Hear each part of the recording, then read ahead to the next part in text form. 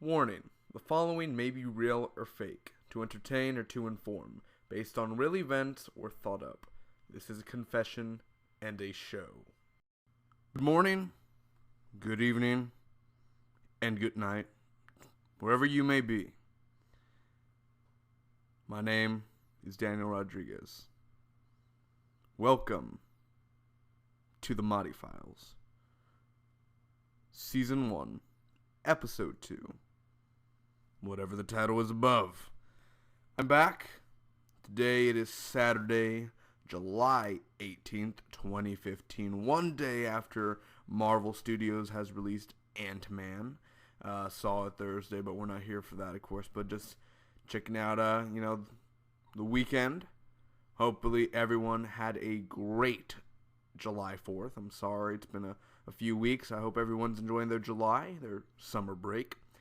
Get ready. 1 month. People go back to school, go back to college.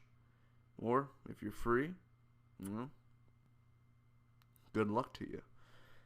Let's get right back to where we finished with the Mahdi Files. Last time I did one was June 3rd, 2015. Ladies and gentlemen, let's get started. First off, we ended very suspicious, I guess I should say. Taylor, one of my friends in, I don't know if I should say friends, one of my associates at my high school, he texted Mahdi for me. Now, of course, he's the ex. They're, ex. I wouldn't call them lovers. They're ex something. I wouldn't even call them friends. They're ex. They're just the ex of the world. Taylor dated her. She dated him. That's how it went. Taylor dates Mahdi. A few months later, I say, hey, it's summertime, and I'm like, hey, man, I really enjoyed this woman, girl, I was like, I don't know her name, so, I knew her name. I said her first, and he was like, my ex, and that's where it got like, holy crap, you dated her? That's why you were around her all the time. I was like, I didn't understand, I didn't comprehend what was going on, because I didn't have no information. I wasn't so deep down in the gutter at the moment. I wasn't stuck in the mud at the time. I was kept on moving with emotions, and well, sometimes you get stuck. Now he texted her for me. Of course, one thing led to another. Never have a wingman. Never have a wingman. They're not useful. What are they for? They say ridiculous things. Are they really your friends? Saying stuff as an example like, oh hey, Joshua likes you. Is that it? Are you just going to say straight up, hey, this guy named Joshua likes you? And then the person who got the text responds saying, who? But for my case, she said, which one? I know what you're thinking. No, she's not like that. But which one? I believe she knew 4 or 5. And then he said, the one from guitar class. And she was like, oh. Oh. Oh is such a harmful word. A letter. Oh. Not just an O. It's a word. Oh. Or O-W. Ow. So, it hurts. The human mind can only hold so much before it snaps. We as humans,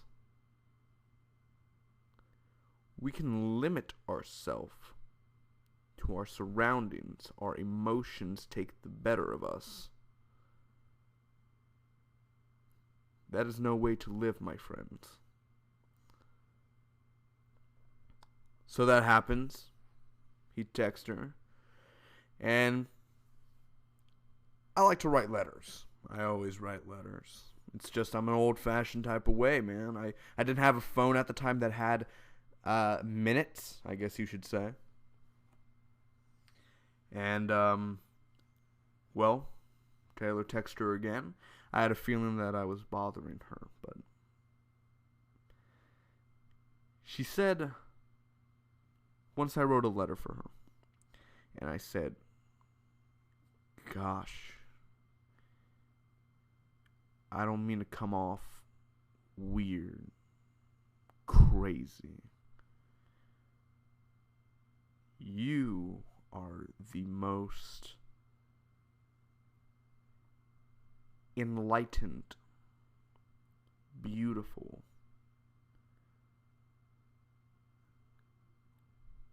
woman I have ever seen. You're different.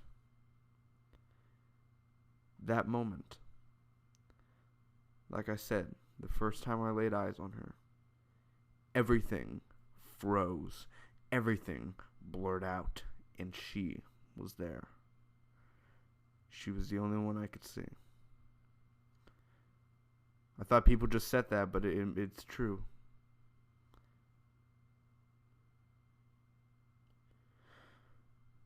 Things happen, and she says,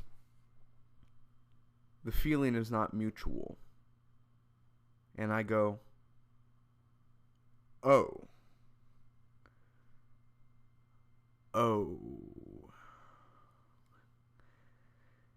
At that moment, I go, okay, hey, she's being honest. She's being chill with me. She's saying, hey, I'm not interested. I'm sorry. And you know, us guys, we're pigs. Yes, we do things that we regret. You have your weirdos, you have your wannabe gangsters, you have your athletes, you have your gothics, your Avenged Sevenfold listeners, you have your minorities, you have the majority, you have the baseball people, you have the wrestling team, man, they think they're all that, you have the big nose, you have the big asses, the you know, whatever, you have your groups. I still don't know what group she would fit in. She is hard to read. Anyone is easy to read, but she's not an open book. She has her book locked. What are the secrets you are hiding? I think that's the question all of us ask every day. Your significant other, your boyfriend, your girlfriend, your husband, your wife, your brother, your sister, your cousins, your mom, your dad, your grandma, your grandpa, your ancestors, your future children. What are they hiding? Ask yourself that. So, feeling not mutual. Wrote a lot of love notes. I may have wrote one too many.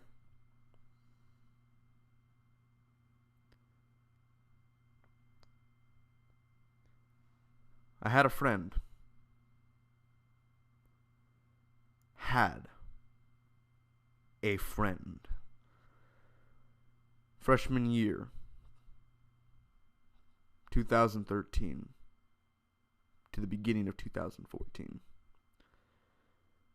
We're going to call him Ethan. Let's call him Ethan. Smart boy. Tall boy. He was really nice. Sophomore year came. Freshman year came and went. On a sophomore year. I see him. He's a senior now. And I talk to him. And just talking. Hey. Hey back. How's it going? Oh? Yeah. Just going through the motions. Finally, I find out he has a class with Bay. And he goes, and I tell him, and I find out my class is right next to hers. And I say, hey, you think you can, you can possibly say something to her for me? And he said, sure. What do you want me to say? I don't remember what I said. I've asked many people to go up to her and talk to her. The only time I talked to her was freshman year, and that was it. That was the last time I talked to her. The first time and the last time. I never talked to her again.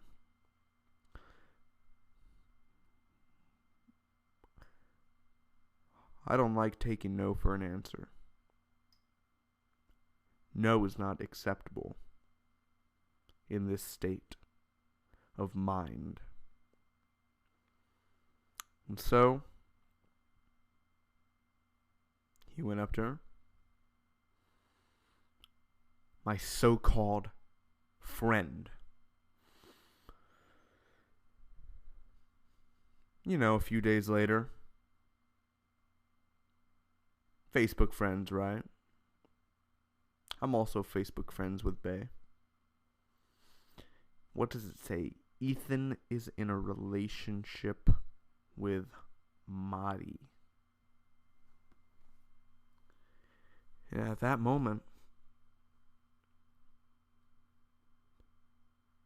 everything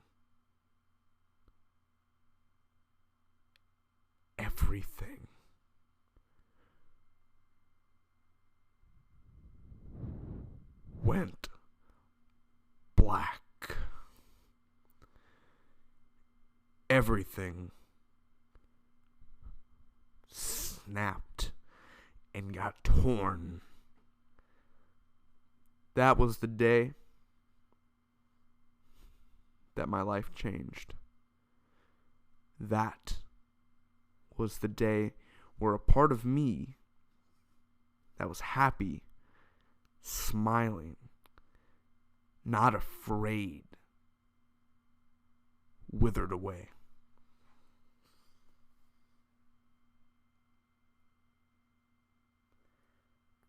The next day, I see him. I go up to him. I feel rage. I feel like doing something that could make me get put away for the rest of my life. Or for a few years. Depends how brutal it gets. How bloody it gets. I go up to him. And I say, hey, Ethan. I'm going to have to kill you now. He laughs. Ha ha. Ha ha.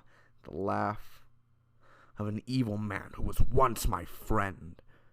Who took the love that he knew I had for over a year at that time. He knew how much she meant to me, and he took her. Some people may argue she was never yours. I'm not saying took her as I had her. I never owned her. But never say never. The world is still here. I'm still here. She's still here. It's between me and her. Not you. Not no one else can stop the coming events. That happened. I get called to the office. I made a joke at lunch earlier that day, saying all to my friends at the lunch table, wouldn't it be funny? What you gonna do? She gonna what next thing you know, I'm gonna be getting a restraining order. Making a joke, I'm being a jerk and everything.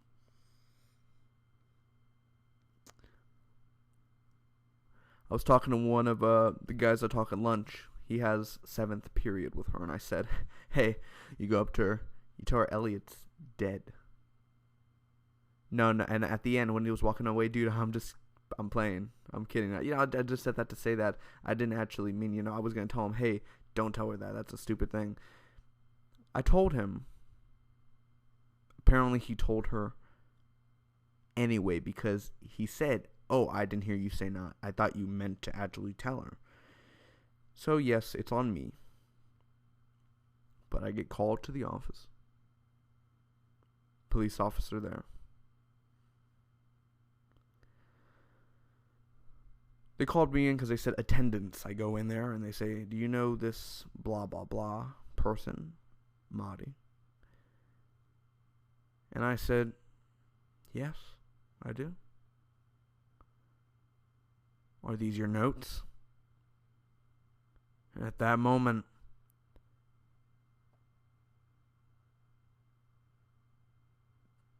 I felt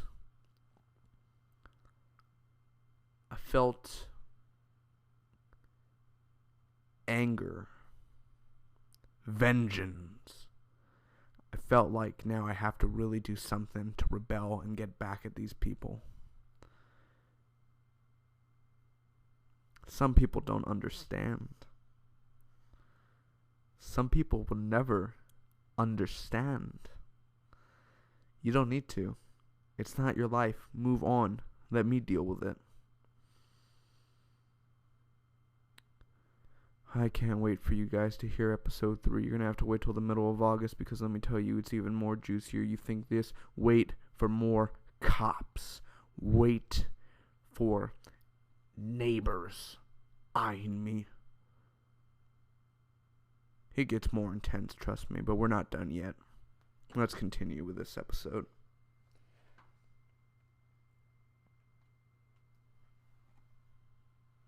Of course, in the morning, I always see her walking with Ethan. I followed them. Yeah, I followed them. Not everywhere. I didn't want to be seen, but every morning, I knew their time and place. Sometimes I walked with my friends. Sometimes she saw me. Sometimes she didn't. Is it so wrong? I'm walking in the... At least I'm at school.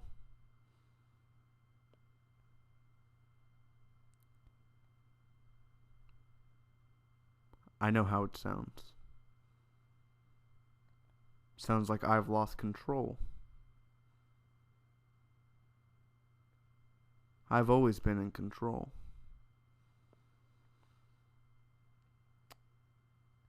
You can't blame me. A person who I thought was my friend ended up taking the person that he knew that I loved.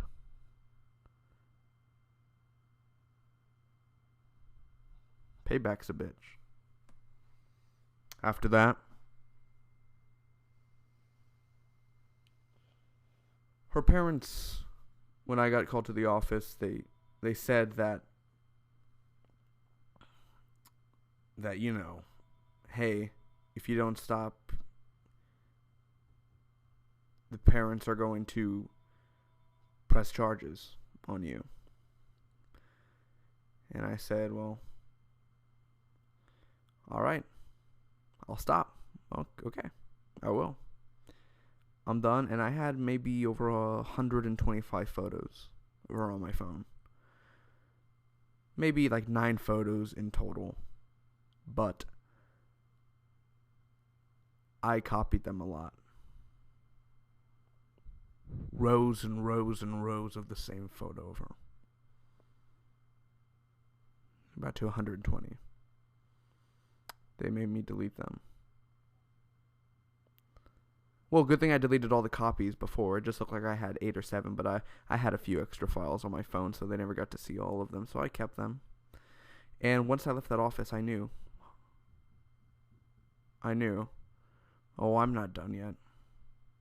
I'm not done with her. There's more to come. Just because a police officer tells me to stop, I'm not going to stop. It's time to rebel against them. So, anyway, she had track in the morning. She always went to the weight room, and sometimes I saw her, sometimes I didn't. I never made eye contact with her. I just saw her body because I know how it's shaped. I know her skeleton structure. I know her body, the way she leans, the way she walks, the way she talks. I know everything.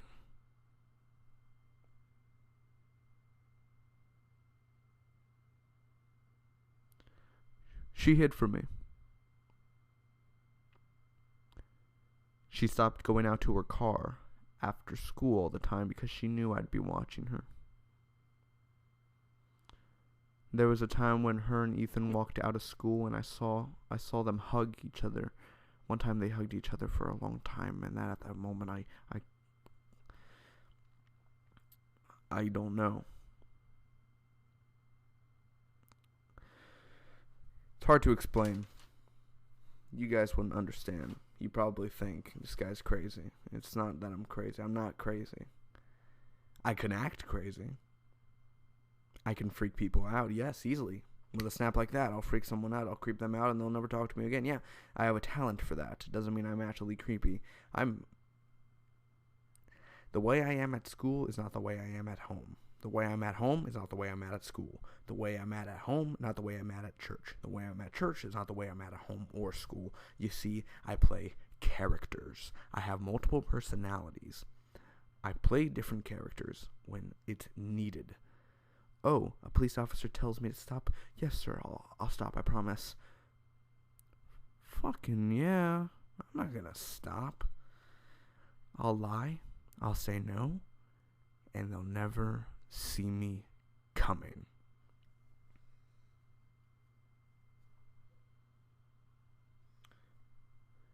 Thank you all so much for watching The Mahdi Files Season 1, Episode 2. I hope all of you enjoyed. Thank you again. And remember, this could be real, could be fake. It could be a story from a friend. Or it could be just facts. You'll find out very soon. I'll see you in the middle of August. Feel free to comment down below, my friends. Share this video. You know how you feel. Thank you so much. I'm coming for you.